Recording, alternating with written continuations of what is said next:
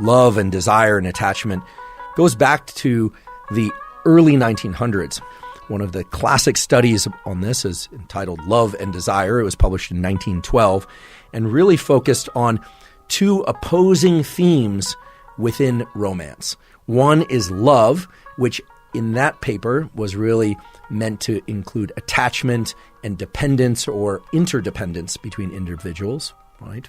And the other end of the spectrum being desire, or the sexual desire for another. And romance was meant to encapsulate both those things, love and desire. And for much of the 1900s, it was thought that love and desire were on sort of opposing ends, or in kind of a push-pull. And it was the dynamic push and pull between love and desire that one could define romance. And that actually led to much of what's out there in the psychological literature. Today, we are going to explore some neurobiological studies, some studies of the endocrine system, meaning the hormone system, that actually support that general model. And I'll point you toward what I think is a very useful book in thinking about how relationships can both form and last over long periods of time, and how those relationships can include both desire and interdependence. I'll also talk about some studies that have really focused on why relationships succeed and why they fail, and how that relates to whether or not there is sufficient amounts of attachment and desire. So today we're going to talk about the science, and indeed you'll also get some tools. Those tools should be useful to you whether or not you happen to be in a relationship or not, whether or not you're seeking a relationship or not. I'd like to begin with an anecdote. And this is not an anecdote about my relationship history. It's an anecdote about my scientific history. When I started graduate school, the chairman of the department I was in at the time said to me, "You know, most PhDs last longer than most marriages." And indeed, he was right. And also, most marriages in this country end in divorce. I think it's about 50%, with a slight skew toward more ending in divorce than persist until death do them part. But nonetheless, it's about half, and most marriages end before the 8-year period is up. Most PhDs take anywhere from 4 to 9 years. So there was a bit of a smearing of averages there. But the point he was trying to make really landed home for me. It did not scare me out of relationships, nor did it scare me out of a PhD, obviously. What it did illustrate was that there's something about our attachment machinery that can be very, very compelling, such that people take on tremendous levels of commitment. I have to imagine that most people enter marriages assuming that they're going to stay in those marriages. I don't think most people enter marriages thinking they're going to get divorced. But that if 50% of those commitments end in divorce, there must also be mechanisms by which our attachments can break. And today we're going to talk about both the forming of attachments and the breaking of attachments, what can prevent those breaks in attachments, and indeed what can lead to reattachments. There are biological mechanisms to desire, love, and attachment. That's abundantly clear.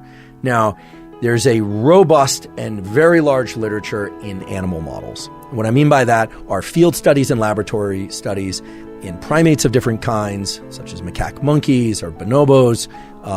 People have looked at these sorts of things, believe it or not, in ducks, in laboratory mice, in different types of birds, etc. And if you look at that literature, you can essentially find biological examples in the animal kingdom for just about any behavior that you can easily map to human behavior.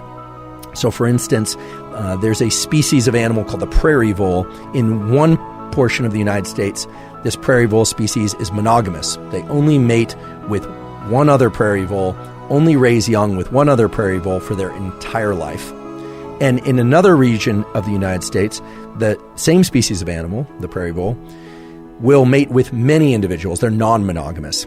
And the major difference, at least as far as we know, between the prairie voles in one location and another location is the levels of a molecule called vasopressin in the brain and body. Vasopressin is present in humans. It has numerous biological roles. It's responsible, for instance, for controlling the amount of urine that you excrete, the amount of water that you retain, and for sexual desire, as well as mate seeking. Levels of vasopressin in prairie voles are strongly determinant of whether or not a prairie vole is going to be monogamous or non-monogamous.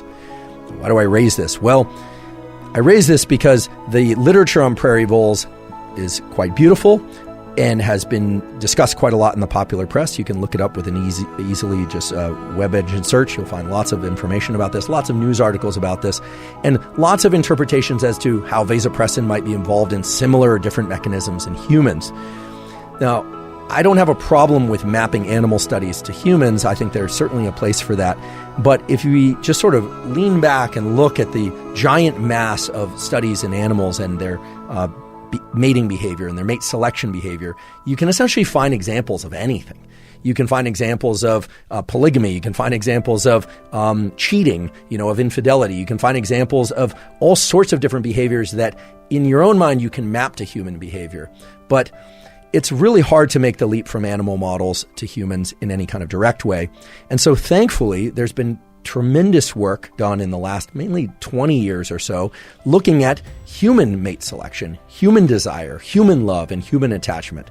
So we're mainly going to focus on those studies today, and where appropriate, we will map those findings back to the findings in animals to see if there's some universal truths or some universal principles about how the neural circuits and biological mechanisms work. But by and large, we're going to focus on human studies today. So unless I say otherwise, the data that I'm referring to today are entirely from human beings. So let's talk about attachment and attachment styles.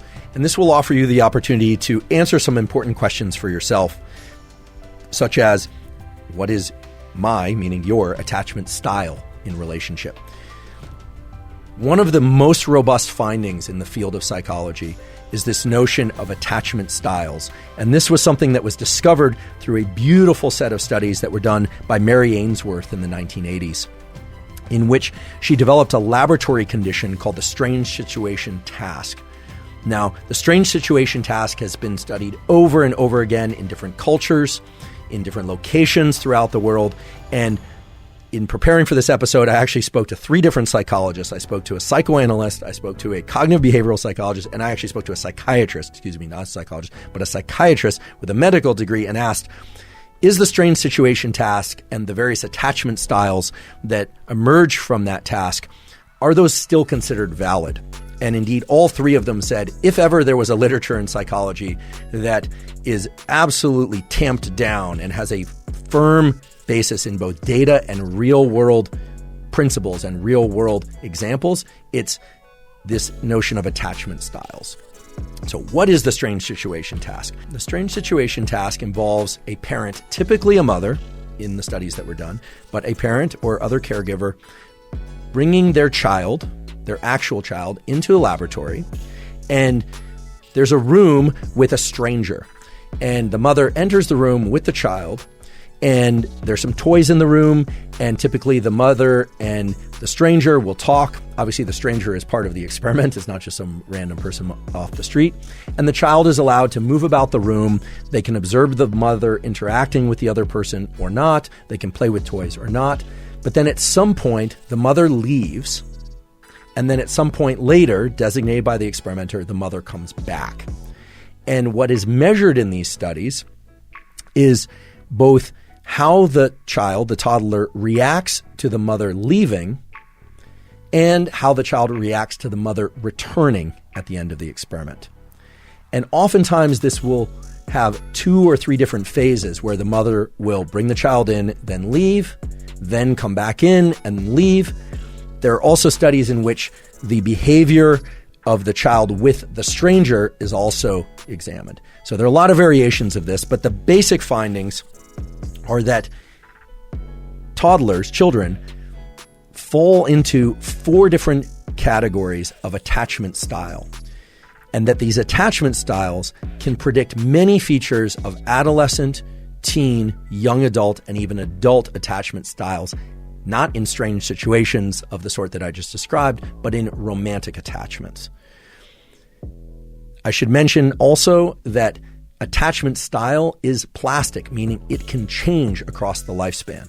So as I described the results, I described the different attachment styles that are out there. And if any of those resonate with you or bring to mind certain people in your life, please do not assume that those attachment styles are rigid and fixed for the entire lifespan. There are also terrific data that indicate that through specific processes, both psychological and some biological adjustments, that people can change their attachment style, and that indeed people who have different attachment styles can change the attachment styles of others.